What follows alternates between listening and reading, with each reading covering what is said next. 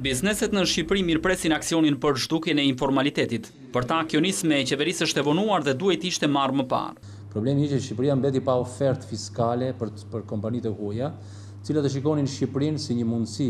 Unë besoj që kjo masë e qeverisë është evonuar tashmë. Deri tani peshën kryesore të taksave që derdhe në buxhet e kanë paguar vetëm sipërmarrësit e ndershëm, ndërkohë që ka tregtarë të cilët shesin në informalitet të plot dhe nuk kanë madje as numër nipti. Kemi dy kategori biznesesh. Bizneset të cilët deri më sot që të flasim hapur, nuk kanë pagu fare dhe nuk paguajnë fare. Ne po flasim një herë të merret me kategorinë e parë, ata që nuk kanë fare licencë. Gjithmonë objektivi ka qenë që të mbledhin të ardhura me ato subjekte që janë të regjistruara në organet tatimore dhe që paguajnë rregullisht taksat e tatimet. Kjo, domethënë, na ka rënduar padrejtisht përveç se ka favorizuar nëpërmjet çmimeve të ulta kompani që nuk paguajnë taksat e tatime. Megjithatë, shoqatat e biznesit bëjnë thirrje që qeveria të bëjë kujdes me fjalën burg, pasi kjo prish imazhin e sipërmarrësve dhe mund të tremb investitorët e huaj. Biznesi nuk është ujë, nuk është drita.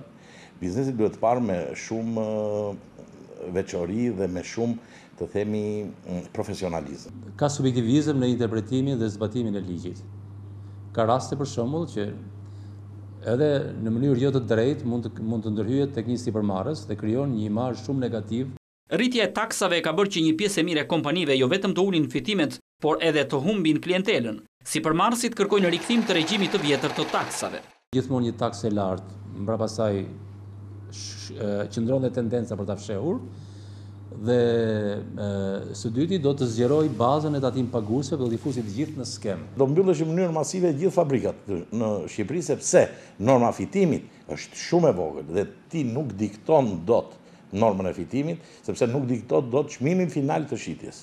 Atë e përcakton tregu. Për 2 vite e radhazi qeveria rriti taksa të cilat prekin drejt për drejt biznesin, akciza e duhanit dhe alkoolit u rrit, taksa e pasurisë dhe ajo e qarkullimit, por edhe e tatimi mbi fitimin u bë 15% nga 10 që ishte më parë. Edhe pse në grupë ndërmarrjet private e kundërshtuan këtë nismë, sot kjo taks vijon të jetë në fuqi.